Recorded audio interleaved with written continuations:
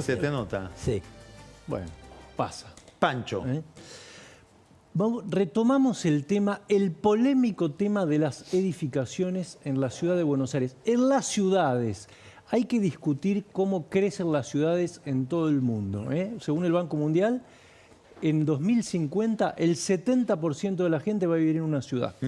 Así que imagínate si no es importante. Y esto entra en tensión con cómo funciona el negocio de las edificaciones. Siempre recordamos que para los desarrolladores inmobiliarios el gran negocio se hace cuando uno le gana a la norma vigente.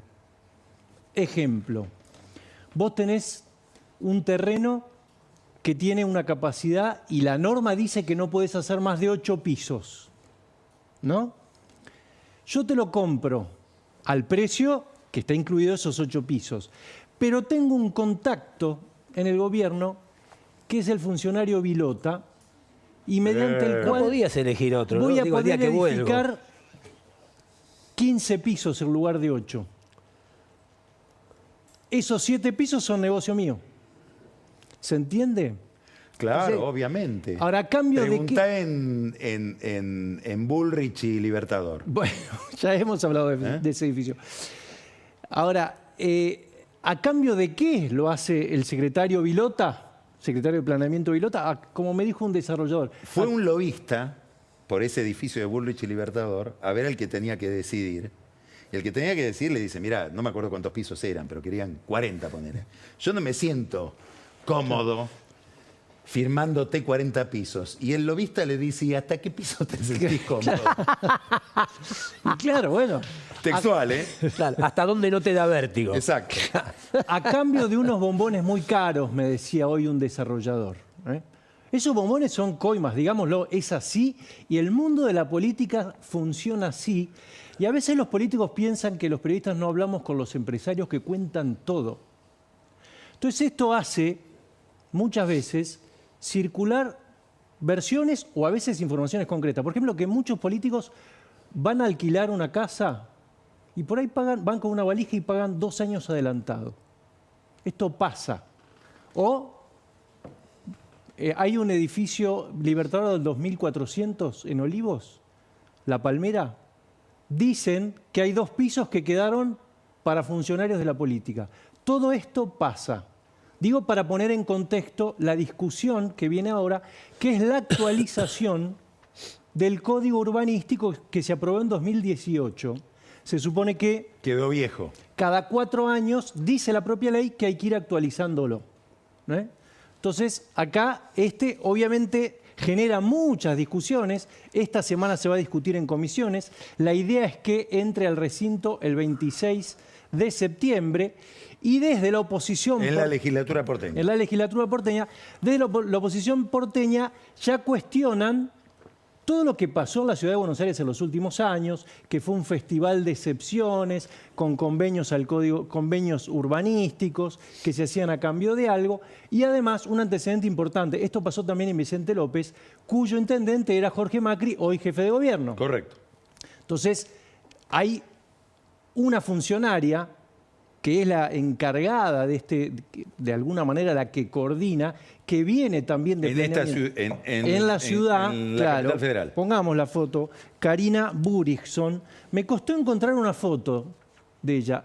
Y te sigue costando, porque esta me foto sigue no es la costando. más. La flechita es mía. Esto es en la Cámara de Diputados, en la comisión justamente de este tema que vamos a hablar hoy. Pero es la que de algún modo coordina, pero lo que hace pensar a la Coordina oposición, esto de las autorizaciones. sí, el proyecto de actualizaciones del que vamos a Y hablar. ella viene de Vicente López. Ella viene de Vicente López. Por eso, lo que dice en la oposición, ojo que vuelvan las torres sorpresa. Yo hablé hoy con Jorge Macri. ¿Qué son las torres sorpresas? De repente te apareció una torre de 40 pisos como la que dijiste vos recién. Hablé hoy con Jorge Macri y dice, eso es una infamia, porque la oposición dice son más de 500 que hubo en Vicente López. Él dice fueron no más de 7. De todos modos, son temas que hay que Pero discutir. son 7 sorpresas, ¿de eso estamos hablando? Claro, él dice que fueron Ok. 7 excepciones al Código Urbanístico. Ok. O sea, tenemos una diferencia de 400. Importante. 493. Importante diferencia. Todo esto, con el regreso del crédito, si vuelve, imagínate que Claro. Va a acaparar la atención. Ahora, ¿en qué consiste este proyecto que el gobierno mandó a la legislatura? Tiene dos partes. Una que seguramente va a pasar, se va a aprobar, que es, se van a ampliar los pulmones de manzana, hay una parte importante del patrimonio que queda resguardada, y la polémica es la que vos mencionaste hace un ratito, que es este mecanismo mediante el cual se puede construir en una zona atractiva, en general la zona norte, más rentable, a cambio de edificar la misma cantidad de metros cuadrados en la zona sur o una zona no rentable. A ver cómo es. Y acá hay una parte muy importante, porque esto es el proyecto que está incluido, pero lo que dice la oposición es, ojo, porque hay una parte de discrecionalidad muy importante. ¿Por qué? Porque el proyecto tiene no menos de 80 alusiones a depende lo que diga el organismo regulador. No menos de 80. Entonces ahí hay una parte directamente que va a depender del funcionario de turno. ¿Eso era así también o se incrementa esa discrecionalidad? Eso se incrementa. Acá lo que en realidad tratan de meter en el proyecto, y veremos qué pasa, es las zonas que van a estar incluidas, porque hay una lista. Entonces la primera pregunta que se hace uno es, ¿quién hizo esa lista? ¿Por qué? Esa zona y no otra. Claro. ¿Por qué no me incluiste en la zona sur, que es la zona que supuestamente se busca beneficiar a Constitución, que es la que más lo necesita? Y me pones toda la Boca, me pones Barracas. ¿Qué dicen ellos? Lo que dice el gobierno es, esto es una primera etapa. Vamos a empezar por estas dos zonas, La Boca, Barracas y Lugano. Después vendrán otras actualizaciones. Ahora, ¿cuál es el problema? Hay zonas, por ejemplo la avenida Montes de Oca, que ya es atractiva. Y de hecho está en las dos listas, entre las que van a compensar. Es norte y sur. Exactamente, es norte. Pero Montes de Oca es sur.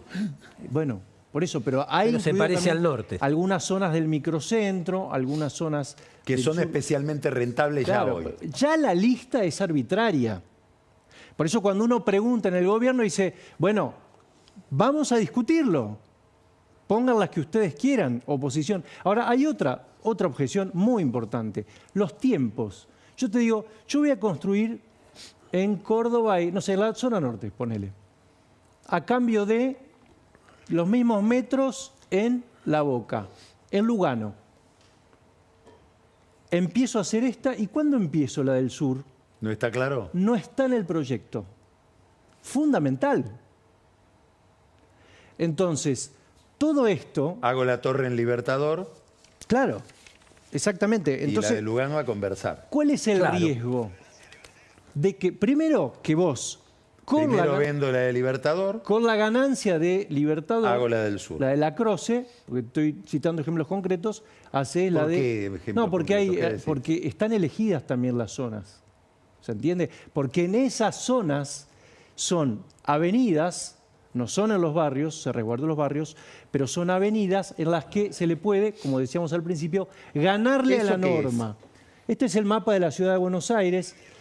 No se ve bien, pero fíjate que toda la parte amarilla en la zona sur y las dos zonas ahí que ves grises son donde se puede justamente la zona que hay que beneficiar. Lo otro, lo de arriba, lo del norte, es lo que podría ser una oportunidad de negocios. En la oportunidad de negocios se le puede, como decíamos recién, ganar a la norma. Acá hay un negocio muy importante, porque vos le ganás a la norma. ¿Qué es ganarle a la norma en este caso? Lo que te decía al principio de los pisos. Yo compro un edificio donde se puede edificar por 8 pisos, pero consigo, mediante este mecanismo, incluido acá en el proyecto, que se pueda construir varios más arriba. Entonces, aquí la clave es que yo compré por 8, pero construyo por 15. Claro, sí, yo tengo amigos que han vendido propiedades, terrenos, por ejemplo, Belgrano.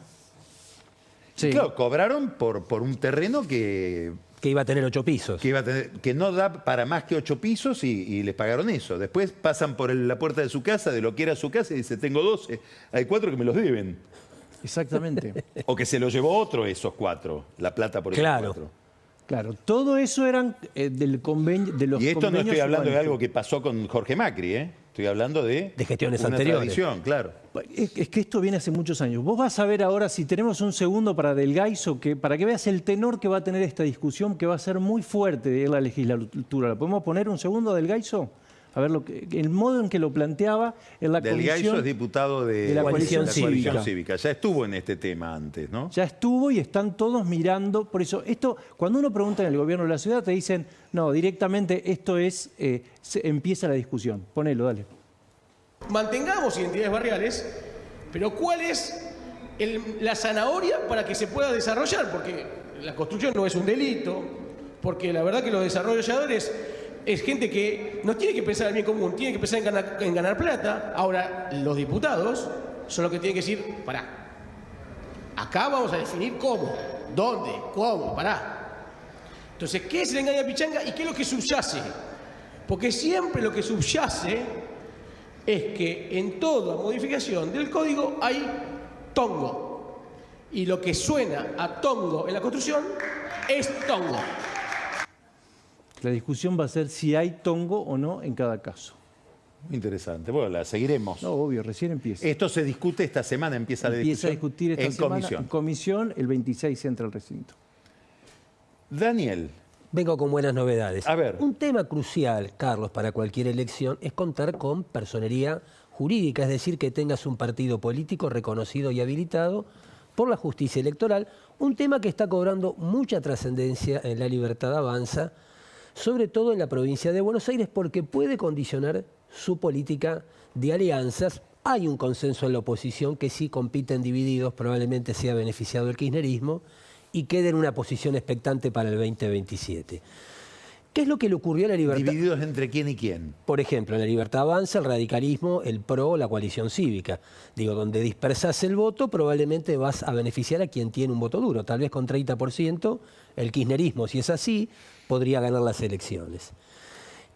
¿Qué es lo que ocurre con La Libertad Avanza? Es un partido no convencional, no se estructuró alrededor de un partido político. Entonces, cuando compitió en 2021 y 2023, tuvo que salir a buscar un partido político. Y a cambio, quienes se lo cedieron le pidieron lugares en sus listas de candidatos. Para que eso no ocurra, están tratando de inscribir a La Libertad Avanza como partido político. Para ser reconocido en el orden nacional, primero tenés que tener personería jurídica en 5 provincias. El trámite en la provincia de Buenos Aires está a cargo de Sebastián Pareja y la justicia federal con competencia electoral ya le reconoció provisoriamente la personería hasta que el trámite termine, que es algo que va a ocurrir en unos meses más. Gran polémica alrededor... Pareja es el encargado de la estrategia del gobierno en el electoral, la ingeniería electoral del gobierno de la provincia de Buenos Aires. Y es el responsable de este trámite. Sí. Pero Pareja, que es alguien muy astuto y conoce muy bien a la provincia, ya constituyó una junta promotora del partido, que todavía no tiene personería. Esa junta promotora la encabeza, por supuesto, ¿cómo iba a ser? Pareja, perdón. Su vice es el diputado Alejandro Carrancio, de Mar del Plata, y la secretaria general es una ex dirigente del PRO en el conurbano, Miriam Niveiro. Que haya constituido la junta solo con personas de su confianza hace muchísimo ruido en La Libertad Avanza. Porque si consigue consolidar esa junta como autoridad partidaria, todas las candidaturas en la provincia van a depender de Pareja, dicho de una forma muy vulgar, va a tener la lapicera. Esto genera muchísimo recelo, sobre todo en un momento en que Javier Milei le exige a su hermana Karina que se mejore no solo la cohesión y la disciplina de los bloques legislativos, sino la calidad de la representación parlamentaria. Recordamos que Pareja, con Carlos Kikuchi, fueron los responsables de armar las listas de La Libertad en la provincia de Buenos Aires y que los dos terminaron envueltos en sospechas de ventas de candidaturas. Decimos sospechas que partieron además de La Libertad Avanza, no podemos asegurar que esto sea cierto. En este esquema... Hay que contar otra cosa para completar el cuadro que estás pintando, que es que muchos de los integrantes de esas listas emigraron a constituir otro Ya bloque. están en otra historia. Con lo cual le daría algún grado de verosimilitud a esa sospecha. Sí, además justificaría esto que vos decís de que se concentra el poder en alguien. Hay Que desconfianza. garantice quién es quién. Hay mucha desconfianza con Pareja y algunos en La Libertad Avanza comienzan a preguntarse, bueno, si hay que mejorar la calidad de la representación y Pareja y Carina fueron los que eligieron esta representación, ¿pueden cambiar tanto el criterio para que la selección sea otra? Pese a esta incógnita, hace 2 semanas hubo una decisión muy importante en la legislatura bonaerense porque dejó de ser el presidente del bloque de diputados de La Libertad Avanza, Nahuel Sotelo. Sí. Fue reemplazado por Agustín Romo. Sotelo tenía una gran relación con Pareja que aspiraba a que a Sotelo lo reemplace Carrancio, ¿sí? Del que ya hablamos. Este es Romo. Romo es Intervino Santiago Caputo. Caputo. Santiago Caputo. O sea, Impuso- Santiago Caputo se mete en la provincia de Buenos Aires también. ¿Quién no se quiere meter en la provincia de Buenos Aires? Se designa contra la voluntad de Pareja que quería Carrancio. Carrancio le está pidiendo a Pareja irse con un cargo al gobierno nacional porque siente que quedó en una posición muy débil, no en el bloque, sino en la Junta Promotora, donde es el vicepresidente. Hay un problema porque Pareja es Karina Milei. Karina Milei supervisa a Pareja. Muy bien. Me parece que ese es el orden más correcto. ¿Y No se sé si son- cruzaron acá Karina Milei con Caputo? No. No, en realidad el Triángulo de Hierro está observando a Pareja Ok. y restringiéndole su margen de acción. Dato interesante, Sotelo es el que había negociado la incorporación de los diputados de Bullrich en la legislatura bonaerense al bloque de La Libertad Avanza. Un trámite que en apariencias avanza, pero con una cuota de suspenso desde el acercamiento entre Mauricio Macri y Javier Milei, probablemente a partir de un dato que empiezan a registrar algunas encuestas, que no es solo la caída de la imagen de Milei, sino un crecimiento en la intención de voto del PRO en la medida que Macri critica al gobierno de Milei. A ver, ¿cómo es eso? Claro, ahí vamos a ver una placa. ¿A Macri le va mejor si critica al gobierno? Claro, mira, ahí la vamos a ver. Este es un sondeo realizado por Sinopsis de Lucas Romero y ahí ves que en agosto pasa de julio 4,5 de intención de voto el PRO a casi 10 en agosto y coincide con las críticas de Macri al gobierno de Milei. Esto obviamente es observado por Bullrich y Pareja, que comienzan a cerrar filas. De los diputados de Bullrich, son 5 que van a pasar a La Libertad, hay 2 que necesitan renovar mandatos. Y acá aparece una incógnita. ¿Van a estar más cerca de Pareja o de Bullrich para tratar de renovar su mandato? ¿O Bullrich tendrá que conseguir un partido político reconocido en la provincia de Buenos Aires y tratar de hacer una alianza con La Libertad Avanza? Ahora, vos estás diciendo que hay una fisura en el PRO donde una parte del bloque de diputados, los que responden a Bullrich, se van a La Libertad Avanza. ¿Y Macri cómo mirará eso? Porque quiere decir, el gobierno Milei le está dividiendo su partido en la provincia de Buenos Aires. Todavía no pasaron. Todavía no pasaron. Esto que parecía un hecho hace un Están mes. en tránsito, digamos. Están en trance, más que en tránsito. Y el dato interesante es mañana, te voy a mostrar un flyer, por ahí tenemos una pista, porque Pareja va a compartir en Almirante Brown un acto con Florencia Retamoso, que es la jefa de los diputados de Bullrich en la legislatura bonaerense. Retamoso es una de las que necesita renovar su mandato. Bueno, fragmentación, nuevas alianzas. El Y habrá que conurbano en estado puro. Muy bien, muy bien. Pancho, gracias. Daniel, gracias. Vamos a un corte y vienen ahora Ani Parraguirre, que nos va a hablar de quién gana y quién pierde con esta nueva ingeniería electoral, forma de votar, que es la boleta única. Y Camila Perochena nos trae el espejo de la historia para explicarnos qué relación hay entre liberalismo y transparencia informativa a raíz de los problemas de transparencia o de falta de transparencia informativa que comentábamos con Hugo Alconada. Y después, como usted sabe, el whisky. En el whisky, la nueva serie, la serie Massa, después de Pichichi, después de Milei.